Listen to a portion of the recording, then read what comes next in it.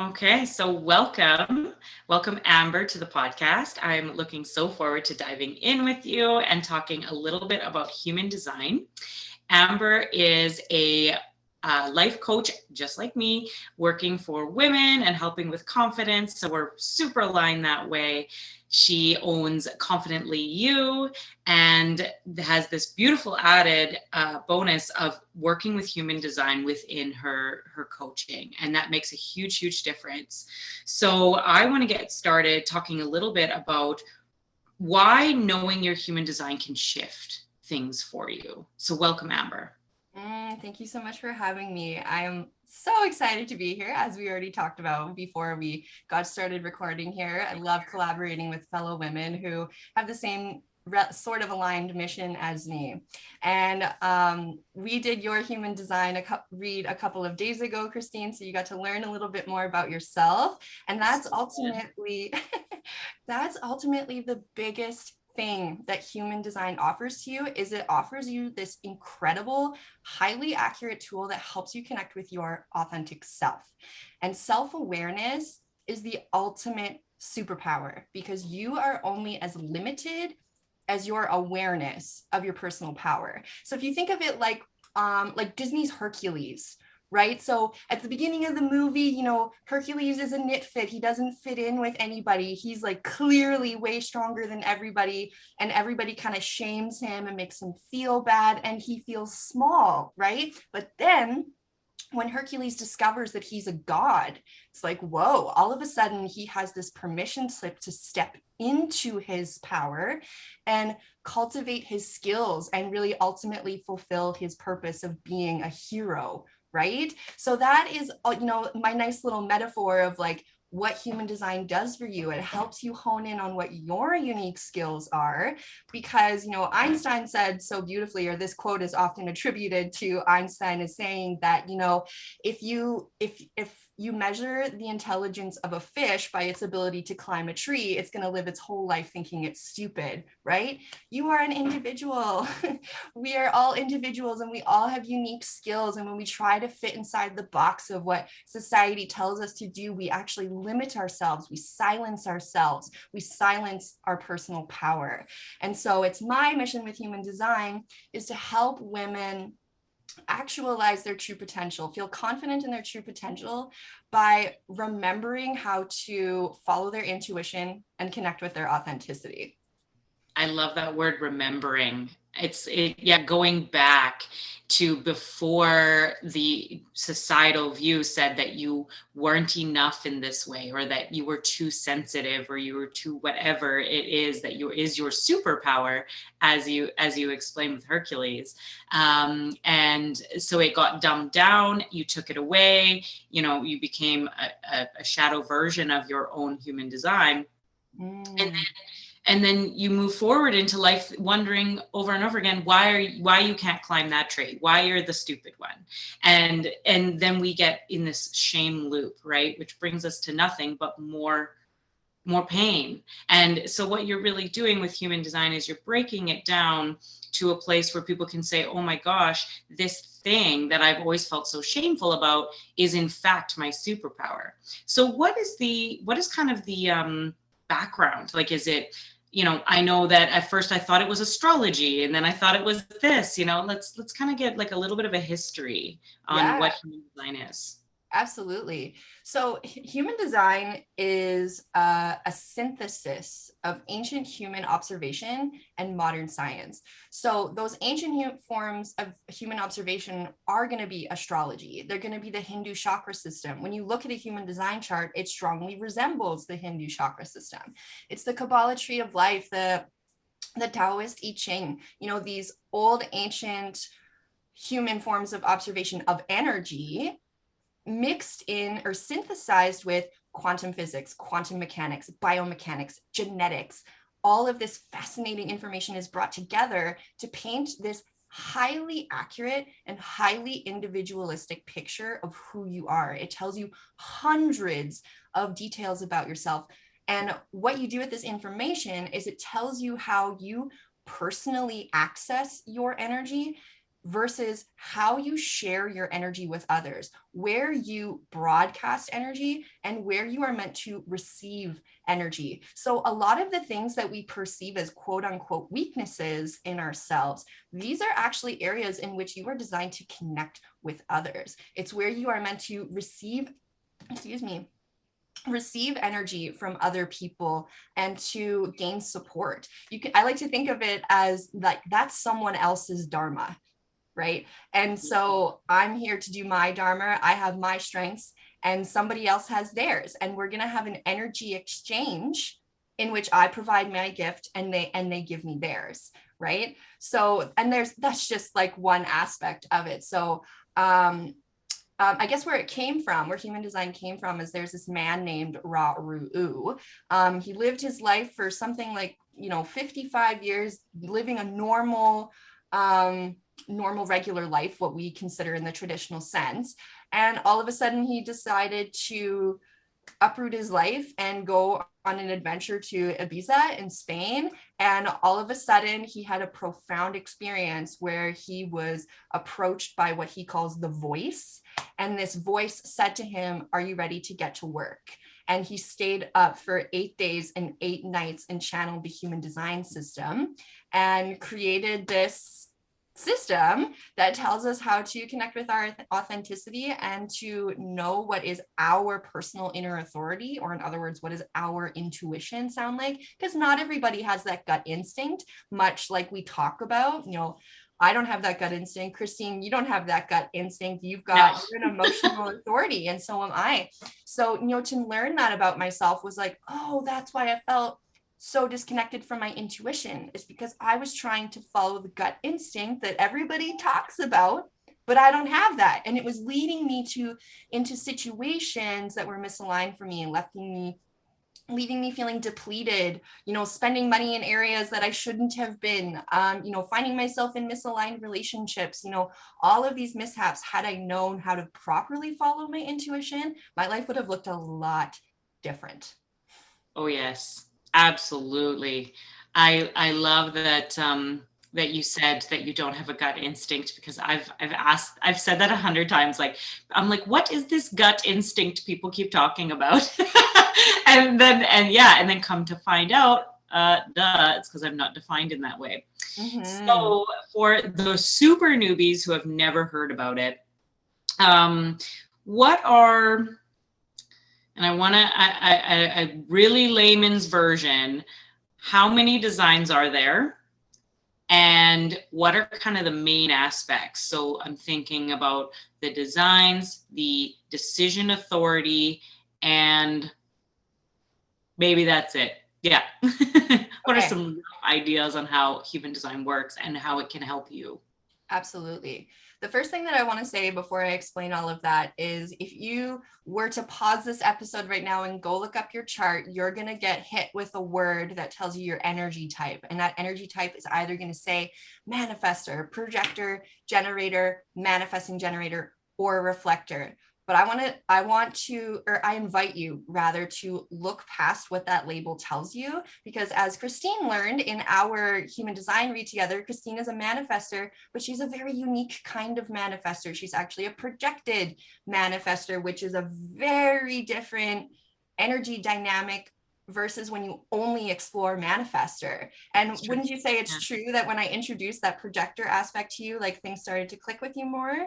It so did. Yeah, it really did. And then, and I talked with my projector friend afterwards, and I was like, girl, like, this is why none of this made any sense. And she was like, yes, exactly. She's like, you're way more like me than what you described. So yeah, it was really, really cool. Yeah. Mm-hmm. Yeah.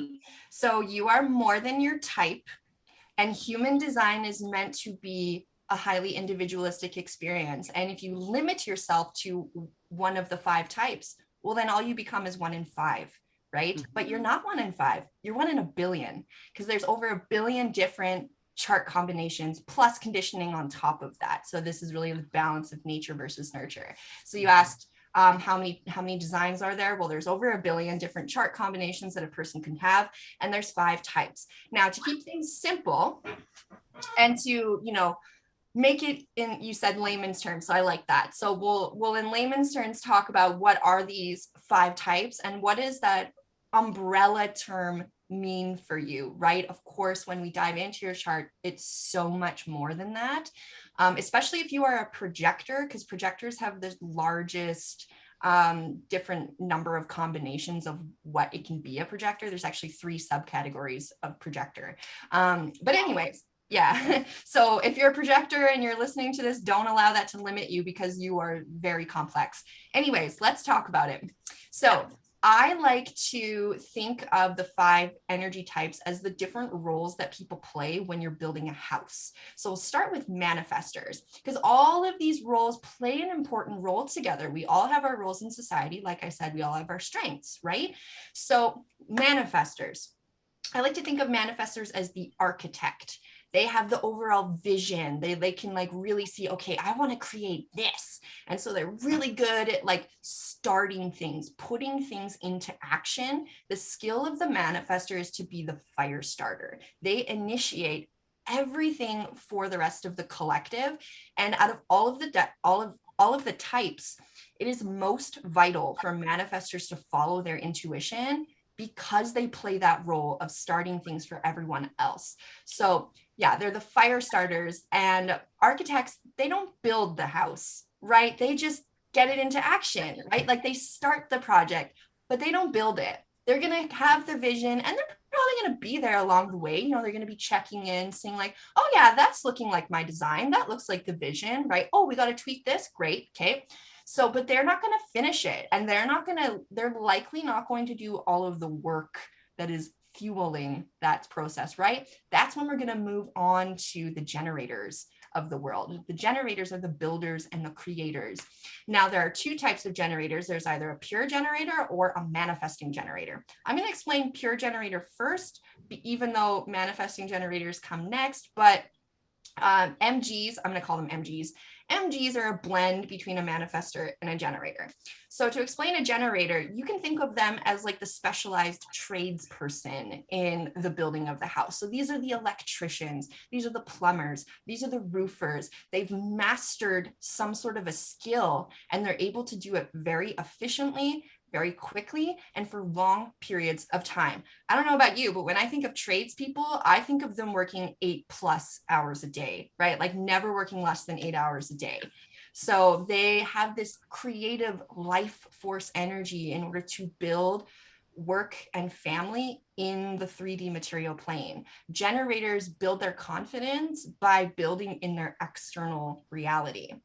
And so when we look at manifesting generators, or MGs, they're that blend. So they have a little bit of initiating power, but the majority of their skill lies in like how the generator does, the building and the creating. But having that ability to initiate gives them an edge that a normal generator doesn't have, which means that they can work faster, and they have shortcuts to mastery. So they find themselves kind of being the jack of all trades, but master of none. So these are like the general contractors when building a house. They don't have any like, you know, red seal plumbing or red seal electrician, but they can do a wide variety of skills and do it very quickly and learn very quickly and overcome plateaus in learning very quickly. But they're so multi-passionate, they too may not bring tasks to completion as well, kind of like the manifestor does, but they can work for long periods of time like the generator does. So that's how they're that blend. Got it. And next we have projectors. So I like to think of projectors as like the site supervisor. So they're not in there like getting their hands dirty and like doing the grunt work. They're there to guide the energy, the efficiency, the work of those that are very much so involved with the building and creation. So they're here to be a guide. And, you know, outside of our house analogy, this is going to look like, you know, future leaders. Projectors are the newest of all of the human design types. They didn't start being born until 1781. Projectors are leading paving the way for what it really looks like to be a leader. Because the way that the projector does that is that they literally sample the energy of other people. They get a flavor of it. And because they sample that energy, and so they really see people, that is how they are an effective guide. It's not an authoritarian type of leader. It's a guiding leader. It's like, no, I see you, boo. I got you. Let's do it this way. And so we guide this way. Barack Obama and Michelle Obama are both projectors. So I think that kind of paints this idea of like, they're not authoritarian. They're like that gentle guiding sort of leader energy.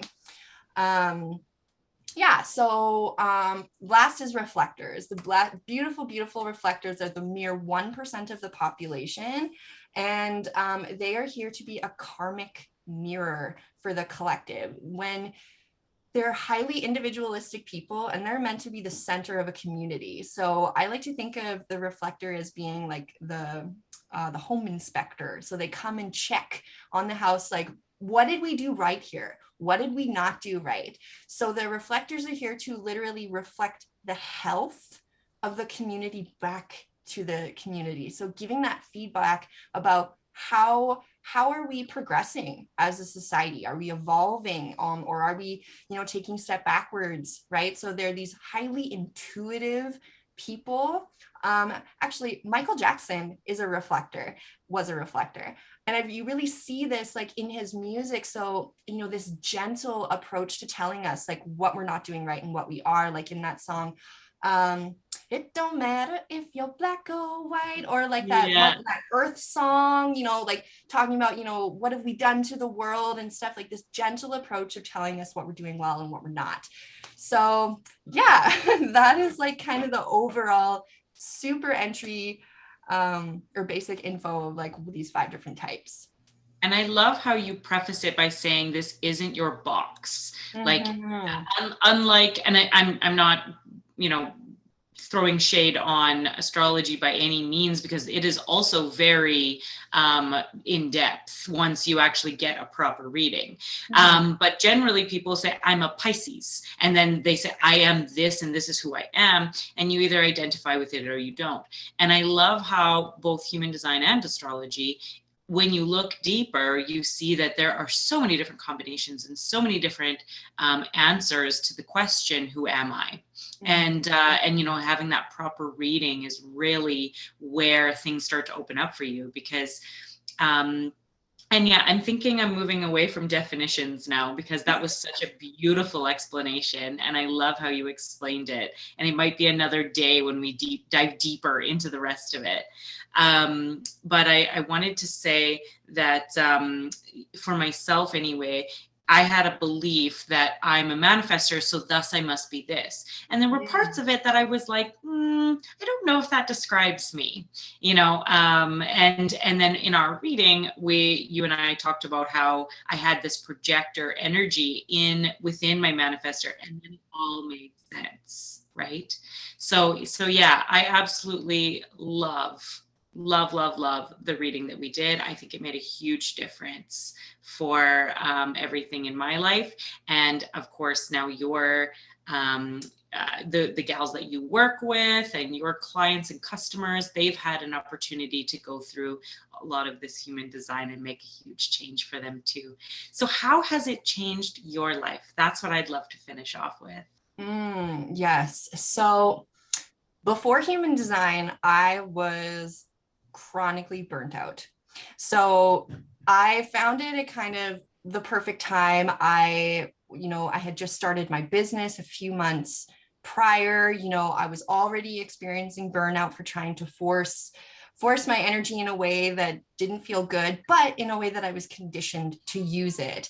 And in the past, I had a job where I was 2 jobs and I was working 70 hours a week. And I'm a projector by human design. I don't have that sacral energy. I don't have that generating energy that keeps me going all day long. So instead, I borrow it from other people.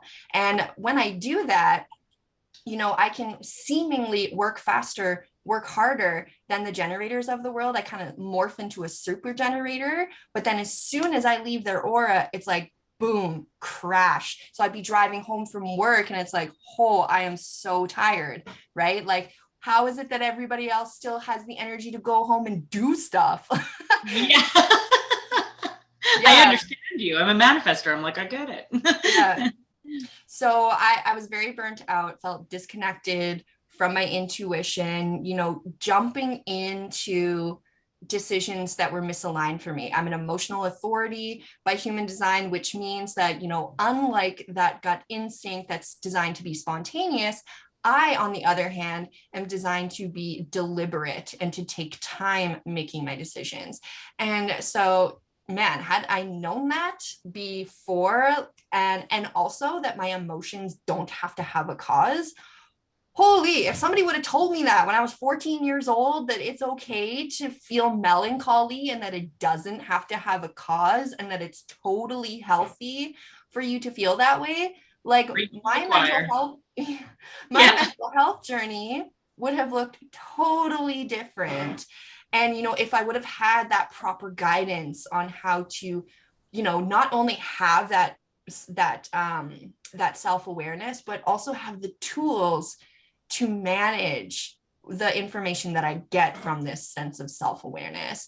And so ultimately, after discovering human design and experimenting with it, because you can't just learn about human design in order to understand it, you have to actually implement it, integrate it, embody it into your life in order for you to truly understand its benefits. So how my life is different now is, well, I now know my manifestation style. I know, I'm a passive, non-specific manifester. In the past, I was trying to get too specific, try to force details, trying to do things every day to affirm my manifestations when I don't operate like that.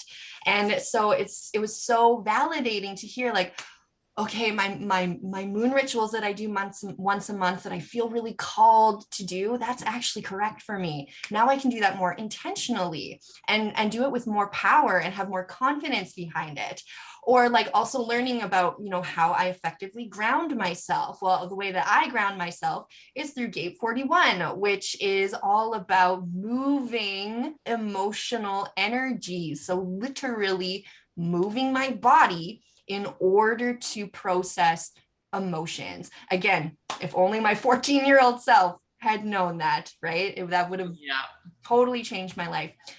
Knowing my intuition, knowing how I communicate with people, knowing what is my authentic voice, how do people connect with me, knowing how I'm conditioned, knowing like, oh gosh, I could keep going on and on and on about all of these like pieces of information that, 2 years ago was, no, not quite 2 years ago, a year ago, 14 months ago, like, wow. So much has changed in such a short time. Yeah, absolutely. Wow.